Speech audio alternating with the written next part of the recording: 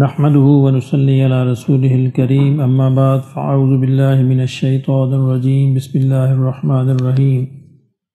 يا أيها الذين آمنوا ليبلونكم الله بشيء من الصيد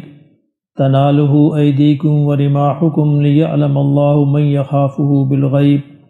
فمن اعتدى بعد ذلك فله عذاب أليم يا أيها الذين آمنوا لا تقتلوا الصيد وأنتم حرم ومن قتله منكم متعمدا فجزاء مثل ما قتل من النعم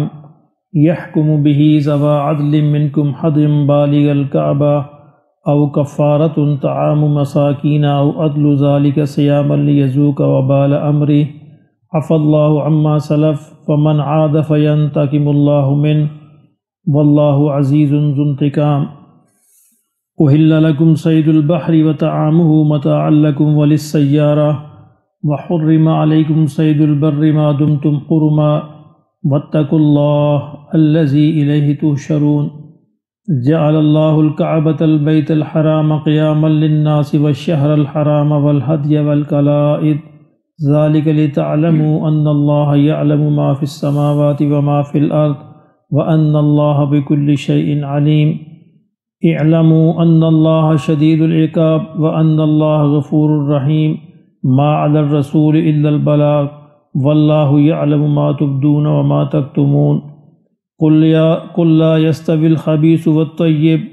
ولو اعجبك كثرة الخبيث فاتقوا الله يا اولي الالباب لعلكم تفلحون صدق اللہ العظیم۔ فرمایا کہ یا ایھا الذین آمنوا، اے ایمان والو، لَيَبْلُوَنَّكُمْ، اللہ تمہیں آزمائے گا، لَيَبْلُوَنَّكُمُ اللَّهُ بِشَيْءٍ تھوڑا سا، من الصید شکار کے بارے میں، تَنَالُهُ أَيْدِيكُمْ وَرِمَاحُكُمْ ایسا شکار جس کو تمہارے ہاتھ اور تمہارے تیر آسانی سے پہنچ سکتے ہوں، لِيَعْلَمَ اللَّهُ مَن يَخَافُهُ تاکہ اللہ یہ جان لے کہ کون اس سے ڈرتا ہے، بالغیب غیب میں بھی، فمن اعتدى بعد ذلك اور جو اس کے بعد بھی حد سے بڑھے، فلہ عذاب علیم تو اس کے لیے دردناک عذاب ہے۔ یہ بالکل اسی طرح کا ایک امتحان تھا جس طرح بنی اسرائیل کو سبت کے بارے میں کہا گیا تھا کہ سبت کے دن تم نے شکار نہیں کرنا، تو صحابہ کا بھی یہ امتحان لیا گیا، خاص طور پر صلح حدیبیہ اور اس کے بعد کے سال میں جو عمرہ ادا کیا گیا، اللہ نے کہا کہ دیکھو شکار تمہارے قریب آئے گا اور اللہ تمہارے لیے بالکل آرام دے دے گا، وہ خود تمہارے قریب آئیں گے، اب دیکھنا یہ ہے کہ کون اس سے بچتا ہے کون اس سے نہیں بچتا۔ محض اللہ کے ڈر سے، یعنی اللہ سے ڈر سے بچ کے اگر تم تو پکے مومن ہو، اگر نہیں بچے تو اس کا مطلب ہے کہ تمہارے ایمان میں مسئلہ ہے۔ تو یہ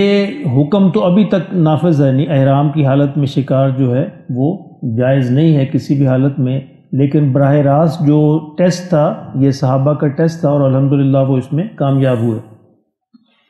یا ایھا الذین آمنوا، اے ایمان والو، لا تقتلوا الصید وانتم حرم کہ تم شکار نہیں کرو گے جب تک تم حالت احرام میں ہو، حالت احرام میں شکار کی ممانعت ہے۔ ومن قتلہ منکم متعمدا اور جو جان بوجھ کر شکار کر لے حالت احرام میں، فَجَزَاءٌ مِثْلُ مَا قَتَلَ مِنَ النَّعَمِ تو اس کا پھر سزا یہ ہے کہ اسی طرح کا ایک جانور مویشیوں میں سے، یعنی جو گھریلو پالتو جانور ہیں، گائے ہے، بکری ہے، وہ ذبح کیا جائے۔ اور کون اس کا حکم کرے گا؟ يَحْكُمُ بِهِ ذَوَى عَدْلٍ مِّنْكُمْ تمہارے مومنین میں سے دو عادل آدمی، دو معتبر آدمی اس کا فیصلہ کریں کہ اس کے بدلے کون سا جانور ذبح کیا جائے گا۔ حدیم بالغ الکعبہ اور وہ ذبح کر کے پھر کعبہ یعنی حدود حرم میں بھیجا جائے اور وہاں پہ وہ مسکینوں میں غریبوں میں تقسیم کر دیا جائے۔ او کفارۃ طعام مساکین اور یا پھر اس کا کفارہ یہ ہے کہ مساکین کو کھانا کھلایا جائے۔ او عدل ذالک اور یا اس کے برابر صیامن روزے رکھے جائیں۔ اب یعنی جو غلطی سے نہیں بلکہ جان بوجھ کر یہ کر بیٹھے تو اس کا یہ کفارہ ہے کہ اول تو یہ ہے کہ وہ ایک جانور ذبح کرے اور جانور ذبح کر کے اس کا گوشت غریبوں میں تقسیم کیا جائے۔ جانور اگر ممکن نہ ہو تو پھر وہ مسکینوں کو کھانا کھلائے، اگر یہ بھی ممکن نہ ہو تو پھر وہ روزے رکھے۔ اچھا، کتنے مسکینوں کو کھانا کھلائے اور کتنے روزے رکھے؟ اب یہ سوال تو یہاں اس کا جواب نہیں دیا گیا۔ اس کا جواب یہ ہے کہ جانور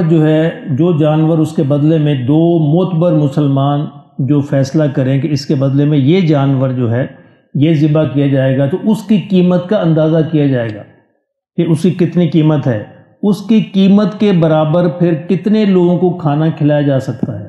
2 4 10 20 جتنے لوگوں کو کھانا کھلایا جا سکے اتنے لوگوں کو کھانا کھلایا جائے گا۔ اور اگر کھانا بھی میسر نہ ہو تو پھر اتنے روزے رکھے جائیں گے، یعنی اگر 4 بندوں کو کھانا کھلایا جا سکتا ہے تو 4 روزے رکھے جائیں گے، 5 کو کھلایا جا سکتا ہے تو 5 روزے رکھے جائیں گے۔ تو یہ حکم جو ہے حالت احرام میں ہے کہ حالت احرام میں شکار بالکل منع ہے، اور حالت احرام میں آپ یہ بھی نہیں کر سکتے کہ کسی دوسرے کو کہیں کہ میرے لیے شکار کر لے، وہ بھی ناجائز ہے، وہ بھی غلط ہے۔ ہاں البتہ کسی نے اپنے لیے شکار کیا تھا اور وہ اس میں سے آپ کو ہدیتاً تحفتاً کو گوشت دے دے تو اس کی ممانعت نہیں ہے، لیکن آپ کے ایما پر آپ کی مرضی پر شکار نہیں کیا جا سکتا۔ خیر آج کل کی تہذیب اور زمانہ تو بدل گیا، اب تو شکار کے دور نہیں رہے، تو یہ اس زمانے کے صحابہ اور اس کے بعد کے جو دور تھے جب تک کہ یہ انڈسٹریل ریولوشن اور جدید دور نہیں آیا تھا، اس وقت جب تک شکار موجود تھے تو یہ احکامات اس وقت تک مکمل طور پر نافذ تھے۔ فرمایا کہ عفا اللہ عما سلف، ہاں البتہ جو پہلے گزر چکا، یعنی ان حکم کے نازل ہونے سے پہلے جو گزر چکا وہ اللہ نے معاف فرما دیا۔ ومن عاد، اور جو اس کو پھر دوبارہ دہرائے حکم کے باوجود پھر وہی کام کرے، فینتقم اللہ من، تو اس کو اللہ کو پائے گا بدلہ لینے والا،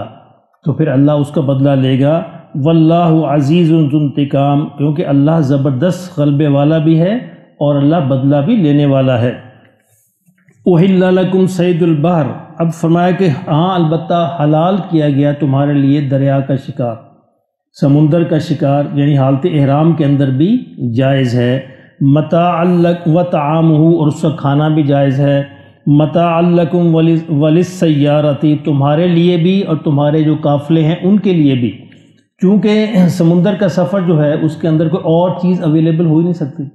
یعنی اگر کوئی ایسی حالت پیش آ جائے کہ کھانا ختم ہو جائے تو پھر سمندر میں سے شکار کر کے گزر اوقات کی جا سکتی ہے۔ وحرم علیکم صید البر ما دمتم حرما، اور تمہارے لیے البتہ خشکی کا شکار جو ہے وہ حرام رہے گا جب تک کہ تم حالت احرام میں ہو۔